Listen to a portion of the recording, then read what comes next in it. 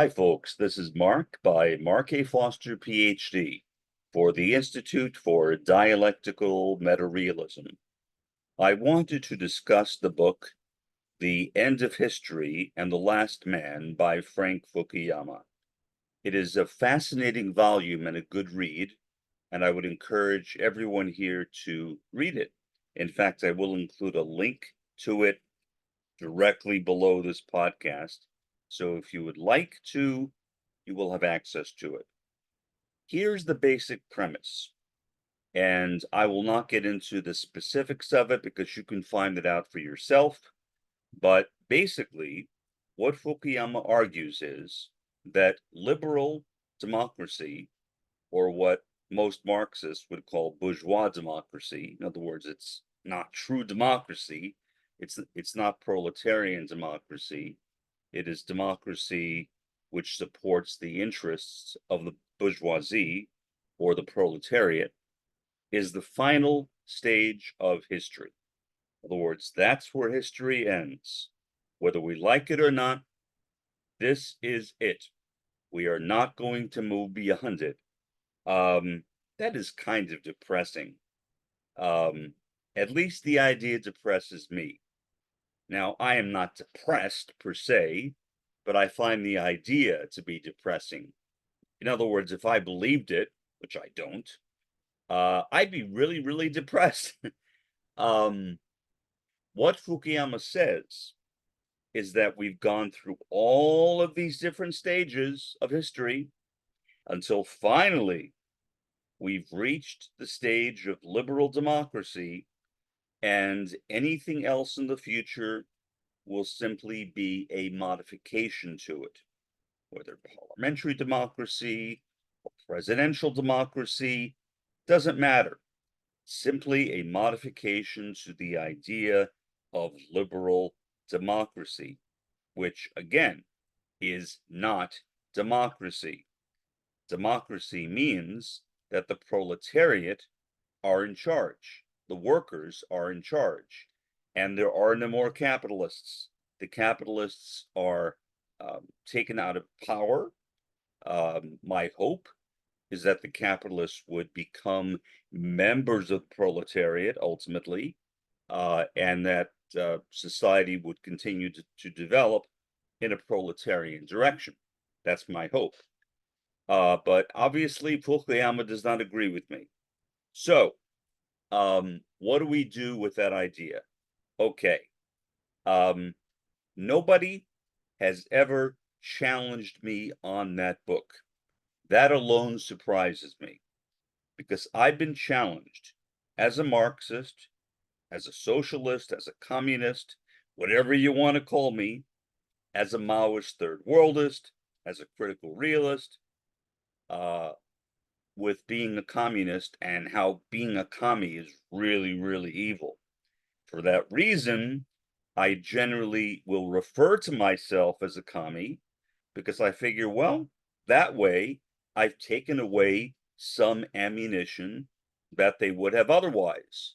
I've said, well, yeah, I'm a commie. The only thing that I've seen in response to that, somebody on YouTube, this is going back maybe almost a year, maybe not quite a year, called me by the, I guess, pejorative term, a libtard. Kind of a disgusting term to call somebody, especially considering the fact that it is a amalgam of liberal and retarded. Not a very pleasant term. And I hope then that the person who called me that was a child or a young teenager and not a full-grown adult, because I certainly would not want to think that a person who uses that kind of language, that's the way that person is going to be for the rest of her or his life. I don't know. You can't tell people's ages on YouTube, so I have no way of knowing how old this individual was. But I am used to that, and I don't know why no one has ever brought up that book. My suspicion is because most people have not read it, or at least most people in the public space that is available on YouTube and Facebook and Twitter and other social media platforms are not aware of the book, or even if they are aware of it, they don't understand its premise, because its premise basically supports the status quo. It is a very conformist book. It basically says that the way things are is the way things always will be. That's pretty hopeless. When we look at the state of the world today, when we see the Israeli war in Gaza, babies in incubators being killed, when we look at the US Congress, or a border bill that had been proposed by Democrats, then accepted by Joe Biden, and then accepted by the majority of Democrats, was then rejected by those same Republicans who proposed it because of their tribalism. That seems to define politics in the United States anyway these days. I don't understand how we can simply ignore a book like the end of history and the future of man. It is too much of a threat, and so that position, I think, needs to be challenged and debunked. Now, I am not entirely sure that I can do that in a podcast. Maybe in an article, maybe in a book. I have written many books. I have written many articles. If you've read my stuff online, you probably run across some of that stuff. But can I systematically tear that argument apart in a podcast? Most likely not. But at least I can put a dent in it, which I will try to do. Why, first? Why would Fukuyama claim that this is the end of history? Well, his argument basically is that we have no place else to go. It reminds me of Maggie Thatcher's argument concerning conservative capitalism, in effect, the British version of Reaganomics, where Maggie Thatcher basically argued that this is it, this is the end, and you need to wake up and simply accept capitalism. That's where we are right now. Now, Maggie Thatcher's book, or ideas, I should say, were made back in the 1980s. A lot of things have changed since the 1980s, but a lot of things have also remained precisely the same. One thing that has remained the same is that capitalism, or the capitalist world system, is the dominant system of economics and governance, or, to put it more simply, the dominant system of political economy in the world today. And it seems unlikely, at least when looking at the world objectively, without having hope, that that system of liberal democracy is here to stay. However, the fact that the first world is in such a horrendous state, is dying literally as I talk, that there really does not appear to me anyway to be much hope in the continuance of the first world. Again, what is happening in Gaza, what is happening in the US Congress, And those are just two examples among many.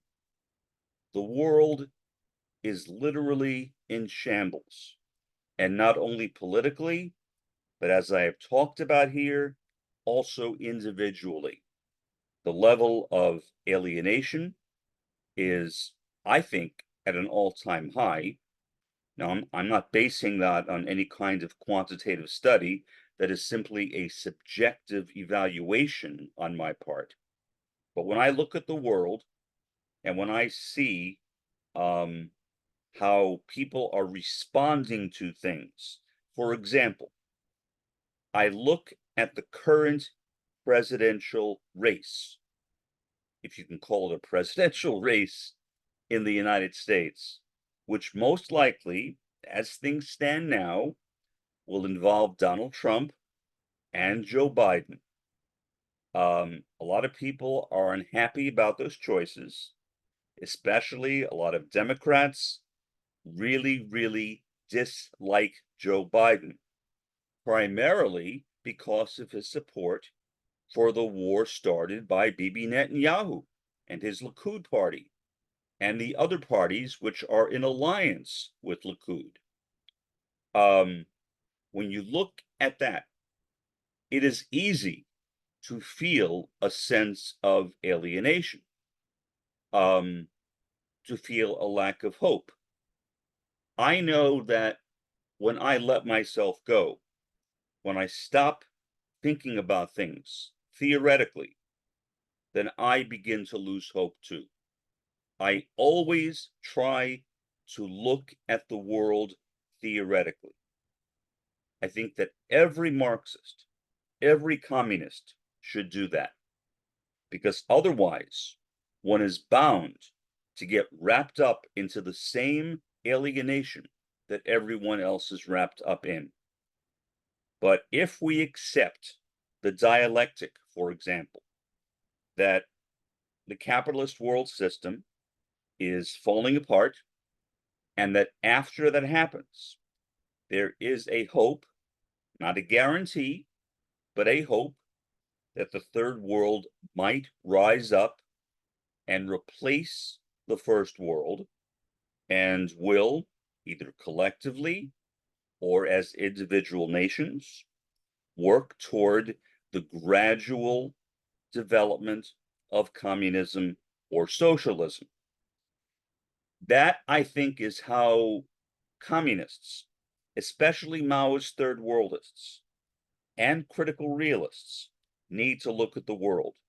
We need to look at the world dialectically. The Marxian dialectic is extraordinarily important, and it is not only important for the world, it is important for each of us as people, because it can prevent us from falling into the morass of alienation, which almost everyone I know has fallen into. I know very few people who are not extraordinarily depressed right now. Is there a reason to be depressed? Oh, yeah. Is there a reason not to be depressed?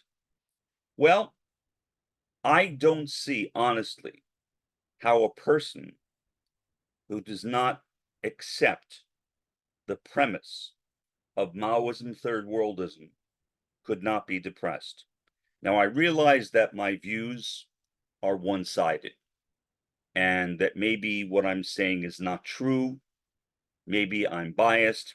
Well, we're all biased to one extent or another.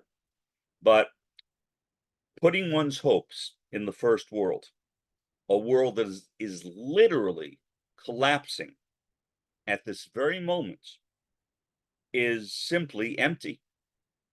And I really feel bad for people who think that that is what the future of the world should be or will be, including Frank Fukuyama with his End of History and the Future of Man.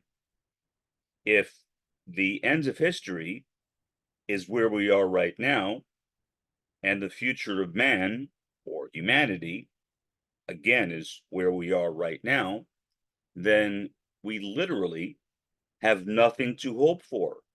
That is literally a manifesto for destruction. And I could not imagine myself going through a day in a condition of any degree of positivity without being extraordinarily downtrodden if I believed in the thesis proposed by Frank Fukuyama. And so that is why, again, I suggest the importance of theory, the importance of Marxist theory.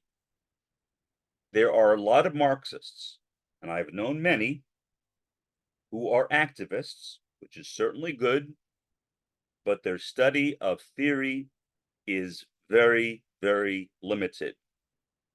I feel fortunate that theory, social theory, was one of my two areas of specialization for my PhD, social theory and the sociology of religion.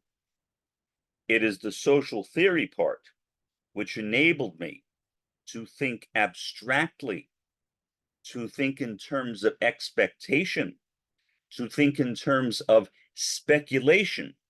There is nothing wrong with speculation. When I talk about the third world replacing the first world, that is, by definition, a speculation. Why? Because it's not happening right now. When we look around, we see the third world in a condition of dependency, in a condition of oppression, not in a condition of resurrection, to use a theological term. So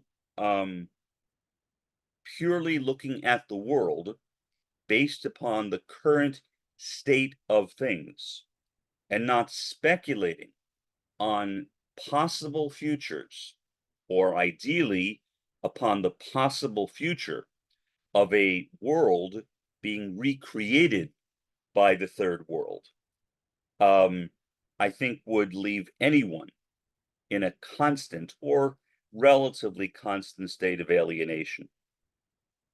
I have enormous empathy for people who have no hope. Why? Because most people I know have no hope. I have regular discussions with people, for example, who really are convinced that the solution to the problems of the US could be furthered by voting for Joe Biden. Now, I am not going to attack Joe Biden. I am not going to attack Donald Trump. Not here anyway. But considering that Joe Biden is supporting the war in Gaza, essentially the war in Gaza is being fought by Bibi Netanyahu and Joe Biden. Why in the world would anyone think that a future grounded in the continuation of present-day liberal or bourgeois democracy would be of benefit to anyone? It really is of benefit to no one. I look at myself. I am not a poor man. I never had any expectations that I would be wealthy when I retired. I never thought I'd be poor either, but a multimillionaire, not in a million years. That never even occurred to me, coming from a working class family. How could I have even imagined that? And yet both myself and my sister are wealthy although for different reasons. So for some reason, we have both managed to beat the odds. Why? Because the best predictor of social class is the social class of one's parents. And that has not been true with either my sister or with myself. And so for that reason, I feel truly fortunate. I have nothing to worry about myself. Assuming that the world continues along its present course, I will be fine. Ordinarily, you would think, or one might think, that I would support liberal democracy. And if I were not a Marxist, if I were not a communist, if I specifically were not a Maoist third worldist and a Bhaskarian critical realist, I most likely would support liberal democracy. But what I would think to myself, even under those circumstances, is why do I support it? And I don't think that I could come up with a satisfactory explanation for it. But still, despite the fact that I am wealthy, although not super wealthy, I'm not a billionaire, but I have nothing to worry about in my future. But because my concerns are not for myself, but are for the future of the proletariat and for the future of the subaltern, the downtrodden, the othered, the marginalized peoples of the world. I don't care about myself. I literally don't. That is the only reason, literally the only reason, why I do not relish the ideas of Frank Fukuyama. So, to me, the end of history, the future of man, as conceived by Fukuyama, is basically a suicide letter to the world. Because the world is in a state where we are literally destroying ourselves. We don't have to be doing that. We made that choice collectively ourselves. We can find a way out of it. There is a way out of it, but the dialectic, unfortunately, has taken over. And I think it has taken over because we have given up responsibility. Now, that does not mean that the dialectic would stop operating, but if at least people recognized the dialectic and accepted it and realized that capitalism is DOA, dead on arrival, then the resistance to the power of the dialectic would not be as strong as it is.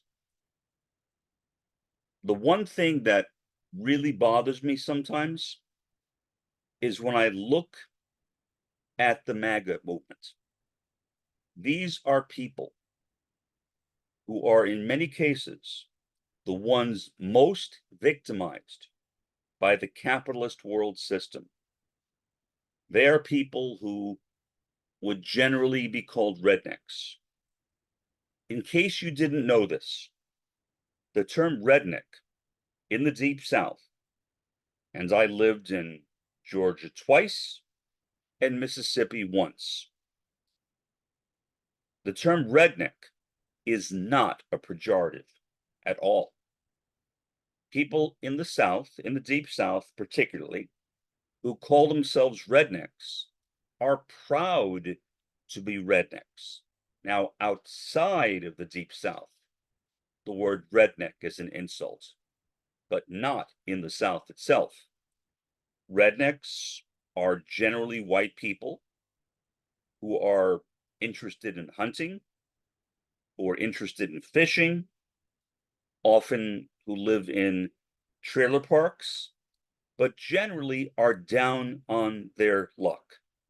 They have little to look forward to. So this guy, Donald Trump, comes along, a purported multi-billionaire, who says, I will show you a way out of this. Now, why would people who are marginalized by society accept the word of a multi-billionaire, supposedly a multi-billionaire? Because they are alienated and they are hopeless. Otherwise, I can't imagine why they would accept it. The MAGA movement is a movement of lumpen proletarians. When I say lumpen proletarian, I am using it in approximately the same way that Karl Marx and Friedrich Engels used it. What I mean by it are workers without class consciousness. And there are people like that. The MAGA movement is, I think, the best example that we have of the lumpen proletariat. Marx was not very optimistic about them. He also did not seem to like them very much. That is one area where I suppose I disagree with him. I am extraordinarily sympathetic to lumpen proletarians, to the poor, to people without class consciousness, because I realize that their lack of class consciousness was caused by the capitalist world system. So in a sense, we are all to blame for the fact that there is a lumpen proletariat. It's not just the fault of lumpen proletarians. When I recall the 1/6 insurrection in the Capitol building in Washington, D.C., seeing all those rednecks, and not only rednecks, but I think that the majority of them would most likely be placed in that category, or at least I would place them in that category, and I would do that affectionately, not in a way to condemn them.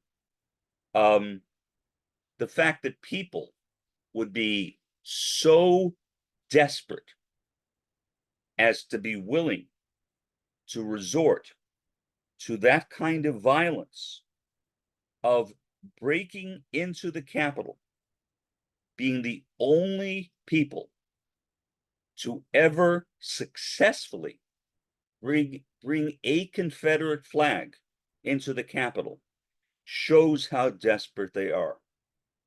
Now, I say a version of the Confederate flag because in actuality, what we think of as the Confederate flag is not really the Confederate flag, meaning it's not the actual flag of the Confederacy. There are several Confederate flags, but that's irrelevant.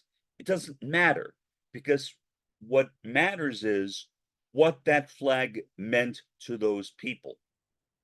What they are protesting against, although I doubt they realize it, is the kind of alienation they experienced from late capitalism. So I feel myself a personal sense of responsibility toward the lumpen proletariat. I do. People who are downtrodden, people who are lacking class consciousness. They're not subaltern because they are not people who are simply poor but may have class consciousness. They are people from a variety of occupations, not necessarily only poor people. Some of them may even be relatively well-to-do, at least as I understand the term. But despite that, they have no class consciousness. They are workers with no class consciousness. And to live like that, to be in that kind of state of mind, to worry about one's life, to have no source of hope. Communism, Maoism, third worldism, the critical realism of Roy Bhaskar gives me a sense of hope. And I am, because of those things, a very hopeful person. Not because of the money I have. I could care less about the money. Before I knew that I was wealthy, and I've been wealthy for a long time, but I didn't know it. I only discovered that I was wealthy after I moved down here, and I went to a fiduciary who looked at my assets and said, "Mark, you are extremely wealthy." And I just gave her a kind of dazed look. I said, "How is that possible, Rosa? I never played the stock market. I never even checked my pension."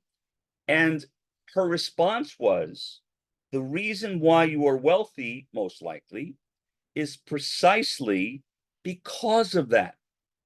A lot of people will check their investments on a regular basis, moving them from one fund to another.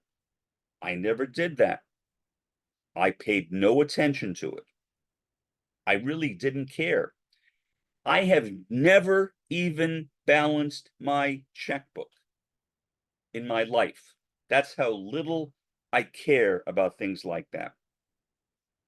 And yet I turned out in this situation. Do I deserve it? Well, I'm not sure what deserve it means. Deserve it in whose eyes? In my eyes, no, I don't deserve it. I think the people who really deserve it are the people of the third world, especially right now, I would say, the people of Gaza. Not only the people of Gaza, but I think about Gaza so much, it's hard for me to think of anything else.